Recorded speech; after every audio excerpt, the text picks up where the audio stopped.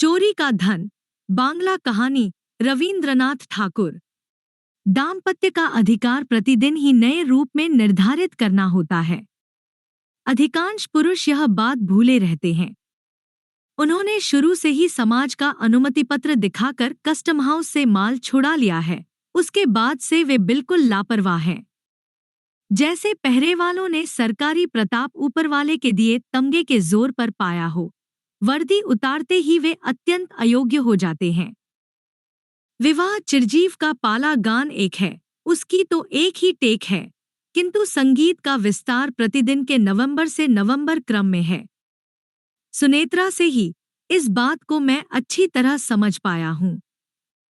उसमें है प्रेम का ऐश्वर्य, जिसका समारोह समाप्त होना नहीं चाहता। दहरी पर चारों पहर उसकी शहाना रागिनी बजती रहती है। एक दिन ऑफिस से लौटकर देखा, मेरे लिए बर्फ डला फालसे का शरबत सजा रखा है। रंग देखते ही मन चौंक उठा। उसी की बगल में छोटी चांदी की तश्तरी में रखा गजरा। कमरे में घुसने के पहले ही सुगंध आई।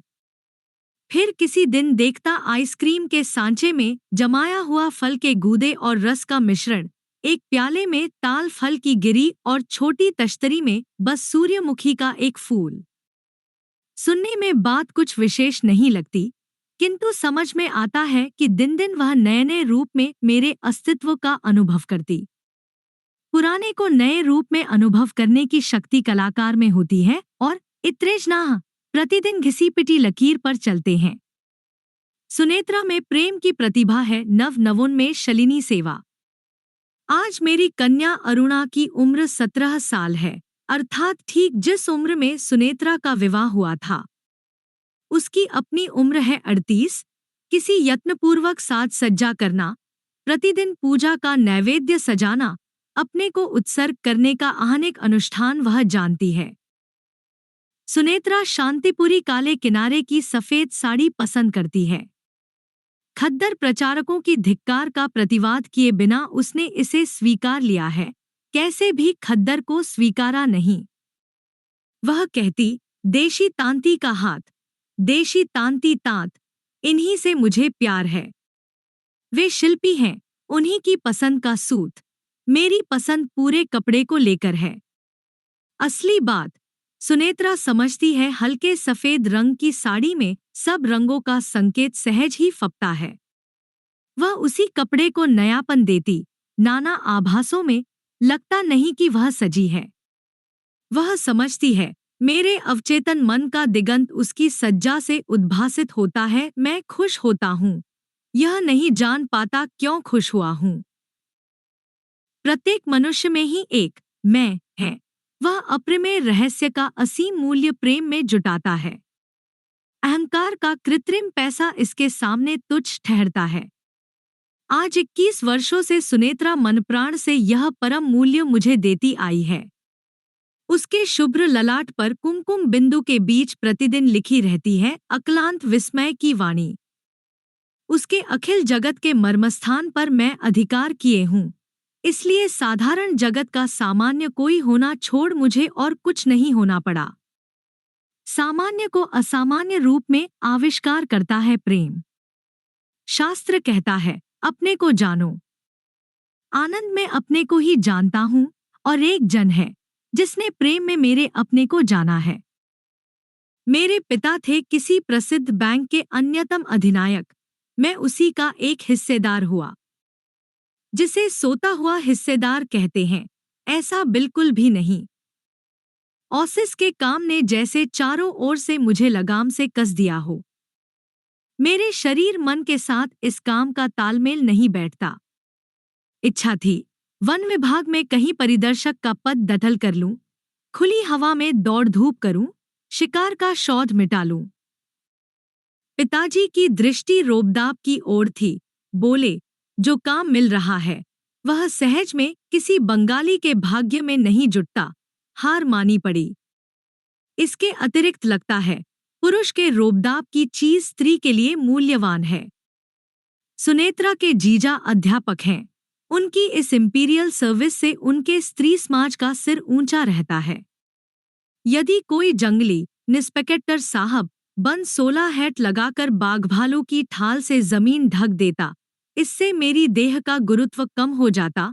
उसी के साथ अन्य कई ऊंचे पदासीन पड़ोसियों की तुलना में मेरा पदगौरव घट जाता। क्या पता, यह लघुत्व स्त्रियों के आत्माभिमान को कदाचित कुछ क्षुब्ध करता।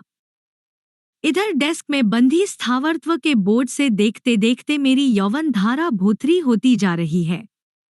दूसरा कोई पुरुष होता तो उस बात को निश्चिंत मन से भूलकर तोंद की परिधि विस्तार को दैव दुर्घटना नहीं मानता। मैं ऐसा नहीं कर सकता।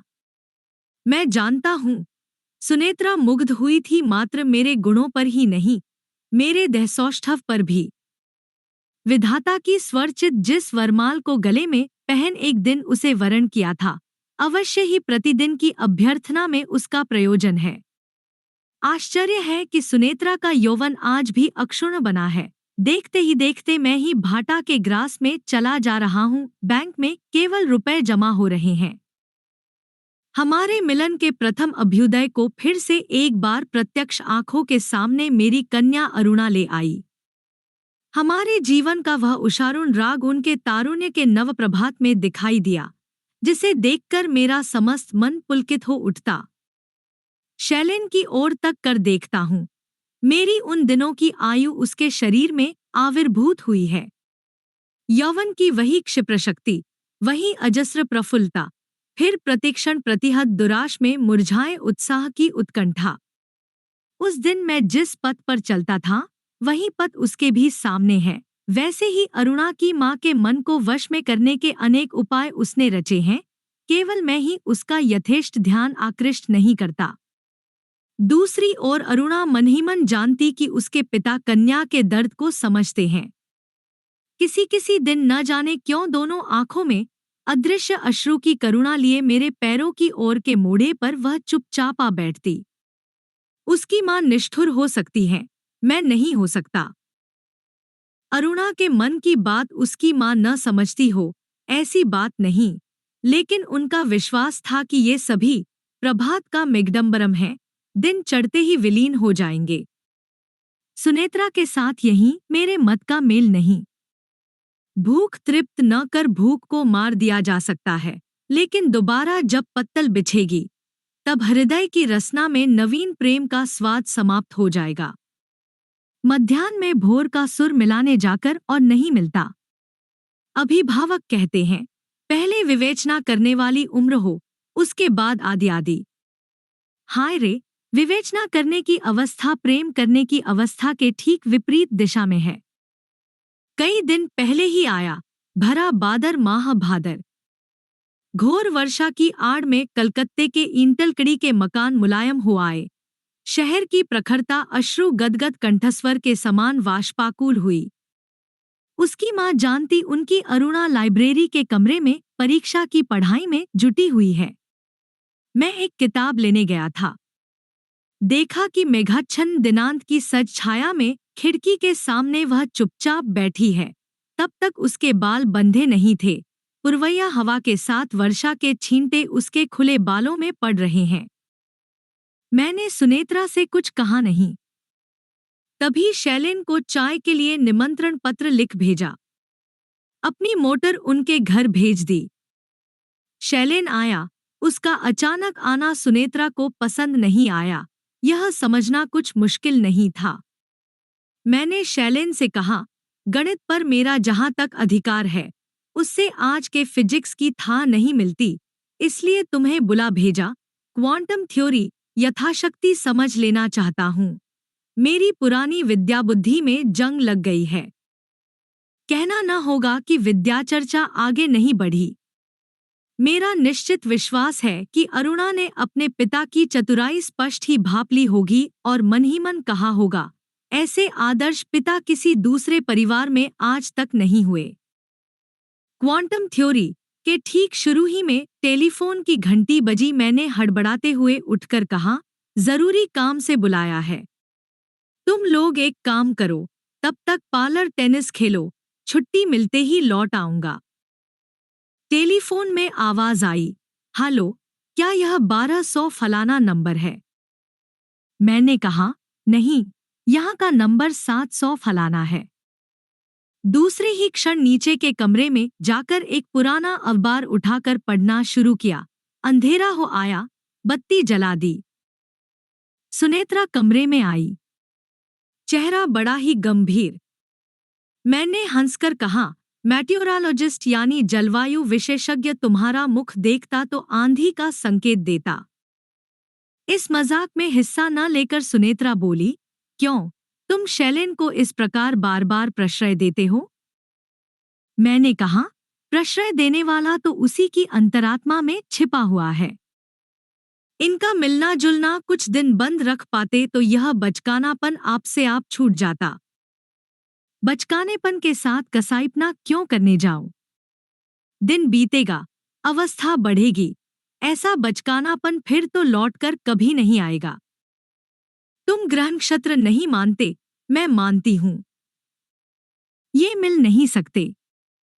ग्रह नक्षत्र कहाँ किस प्रकार मिलते हैं नजर नहीं आते, लेकिन ये दोनों अंतर ही अंतर में मिल गए हैं, यह तो एकदम स्पष्ट ही दिख रहा है। तुम नहीं समझोगे मेरी बात। जब हम जन्म लेते हैं तभी हमारा यथार्थ साथी ठीक हुआ रहता है। मोह की छलना में यदि किसी दूसरे को स्वीकार लेते हैं तब उसी में अज्ञात अस्तित्व घटता है। अनेक दुखों विपत्तियों में उसकी सजा है। यथार्थ साथी को कैसे पहचान पाएंगे? नक्षत्र के अपने हाथों हस्ताक्षर की हुई दलील है।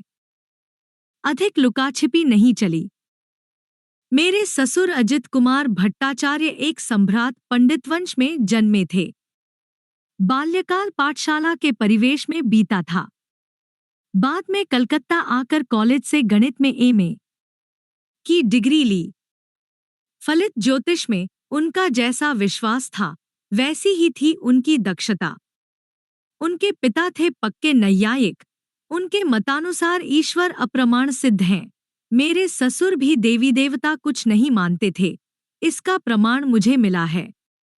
उनके सारे बेकार विश्वासों ने ग्रह नक्षत्रों पर भीड़ कर रखी थी। एक तरह से कट्टरपंथी कह सकते हैं। ऐसे ही परिवार में सुनेत्रा जन्मी। बाल्यकाल से ही उसके चारों ओर ग्रह नक्षत्रों का कड़ा पहरा था। मैं अध्यापक का प्रिय छात्र था। सुनेत्रा को भी उसके पिता शिक्षा देते थे। बार बार परस्पर मिलने का सुयोग मिला था। सुयोग व्यर्थ नहीं गया।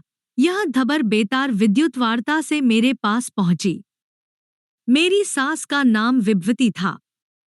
उनका जन्म यद्यपि पुरानी समय सीमा के बीच हुआ, किंतु पति के साहचर्य में उनका मन संस्कार मुक्त स्वच्छ था। पति से उनका अंतर यह कि वह ग्रह नक्षत्रों को बिल्कुल नहीं मानती थी, मानती थी अपने इष्ट देवता को। इसको लेकर एक दिन पति के मजाक करने पर कहा था, तुम डर डर कर प्यादों को सलाम ठोकते फिरो, मैं तो साक्षात राजा को मानती हूँ। पति ने कहा, ठगी जाओगी। राज के रहने पर भी जो है, न रहने पर भी वही है। लाठी कंधे पर प्यादों का दल तो निश्चित ही है। सास जी बोली, ठगी जाओ, सो भी भला। इससे दहली के दरबार में जाकर नागरा जूते के सामने सिर नहीं झुका सकूंगी। मेरी सास मुझसे बड़ा स्नेह करती थी। उनके पास मेरी मन की बातें अवतरित थी। अवकाशानुसार एक दिन उनसे कहा, माँ, तुम्हारे लड़का नहीं, मेरी माँ नहीं। लड़की देकर मुझे अपने लड़के की जगह लो। तुम्हारी सम्मति पाने पर अध्यापक जी के पैर पकड़ूंगा। वे बोली, बेटा, अध्यापक की बात बाद में होगी। पहले अपनी जन्मपत्री मुझे लाकर दो। मैंने वह दे दी। वे बोली, कुछ होने का नहीं, अध्यापक राजी नहीं होंगे। अध्यापक की लड़की भी अपने पिता की ही शिष्या है। मैंने पूछा, लड़की की माँ? बोली, मेरी बात छोड़ो। मैं तुम्हें जानती हूँ, अपनी लड़की का मन भी जानती हूँ। उससे अधिक जानने के लिए नक्षत्रलोक में दौड़ने का मुझे शौज नहीं। मेरा मन विद्रोही हो उठा। कहा, इस प्रकार की अवास्तव बाधा को स्वीकार करना ही अनुचित है। किंतु जो सत्य नहीं, उसके शरीर पर आघात नहीं ठहरता। उसके साथ क्या लेकर लड़ूं? इधर चारों ओर से लड़की का रिश्ता आने लगा। ग्रहण नक्षत्रों की असम्मति नहीं, ऐसे भी प्रस्ताव उसमें थे। लड़की ने जिद पकड़ ली, वह चिरकुमारी रहेगी, विद्या की साधना में ही उसके दिन बीतेंगे। पिता ने इसका अर्थ नहीं समझा, उन्हें स्मरण हो आई लीलावती की बात। माँ ने समझा आड़ में रो रही है। अंत में एक दिन माँ ने मेरे हाथों में एक कागज थमाकर कहा, यह सुनेत्रा की जन्मपत्री है। इसे दिखाकर अपनी जन्मपत्री में संशोधन कर लाओ, अपनी लड़की का अकारण दुहक नहीं सह सकूंगी। बाद में क्या हुआ, यह कहने की जरूरत नहीं। जन्मपत्री के अंकजाल से सुनेत्रा का उद्धार किया। आंसू पोंछते पोंछते माँ बोली, बड़े पुण्य का काम किया है बेटा तुमने। उसके बाद 21 वर्ष बीत गए। हवा का वेग बढ़ चला था, वर्षा का विराम नहीं। सुनेत्रा से उसने कहा, रोशनी आंखों में लग रही है, बुझा दूं? बत्ती बुझा दी गई। वर्षा की धारा के बीच रास्ते की बत्ती का अस्पष्ट प्रकाश अंधेरे कमरे में पहुंचा। सोफे पर सुनेत्रा को अपनी बगल में बिठाया। बोला, सुनी, तुम मुझे अपना सच्चा साथी मानती हो ना? तुम्हारा यह कैसा प्रश्न है? इसका कोई उत्तर देना होगा। तुम्हारे ग्रह नक्षत्र यदि न माने। अवश्य मानते हैं, मैं क्या नहीं जानती। इतने दिनों तक तो हम दोनों का साथ निभा। क्या कोई संदेह किसी दिन तुम्हारे मन में जगा? ये सब बेकार की बातें यदि पूछोगे तो मैं गुस्सा हो जाऊंगी। सुनी, बहुत बार दोनों ने साथ साथ कष्ट झेले हैं। हम दोनों का पहला बेटा 8 महीने में ही चल बसा। टाइफाइड से मैं जब मरणासन्न था, तभी पिताजी की मृत्यु हुई। अंत में देखा जाली वसीयतनामा बनाकर भैया ने सारी संपत्ति हड़प ली। आज नौकरी ही मेरा एकमात्र सहारा है। तुम्हारी माँ का स्नेह ही था मेरे जीवन का ध्रुव तारा। पूजा की छुट्टी में घर जाते हुए मार्ग में नौका डूबने से वे पति के साथ मेघना नदी के गर्भ में चली गईं। मैंने देखा, सांसारिक बुद्धि के अभाव में अध्यापक भारी धर्ज छोड़ गए, उस दर्ज को स्वीकार लिया। कैसे जानूं कि ये सारी विपत्तियां मेरे ही दुष्ट ग्रहों के कारण न घटित हुई हों? पहले से यदि तुम जानती तो मुझसे विवाह न करती। सुनेत्रा बिना कोई उत्तर दिए मुझसे लिपट गई। मैंने कहा, सारे दुख दुर्लक्षणों से प्रेम ही बड़ा है। हमारे जीवन में क्या इसका प्रमाण नहीं मिला है? अवश्य, अवश्य मिला है। सोचो, यदि ग्रह के अनुग्रह से तुम्हारे पहले ही मेरी मृत्यु हो तो उस क्षति को क्या मैं जीवित रहने पर पूरा नहीं कर सकता? रहने दो, रहने दो, अधिक मत बोलो। सावित्री के लिए सत्यवान के साथ एक दिन का मिलन भी चिरवियोग से बड़ा था। उन्होंने तो मृत्यु ग्रह का भय नहीं माना था। सुनेत्रा चुप ही रही। मैंने कहा, तुम्हारी अरुणा शैलेन से प्रेम करती है, इतना भर जानना ही पर्याप्त है। बारी सारा कुछ अनजाना रहे। क्या कहती हो, सुनी? सुनेत्रा ने कुछ भी उत्तर नहीं दिया। तुमसे जब प्रथम प्रेम किया, बाधा आई। मैं जीवन में दोबारा किसी ग्रह की मंत्रणा से ही उस निष्ठुर दुहक को आने न दूंगा।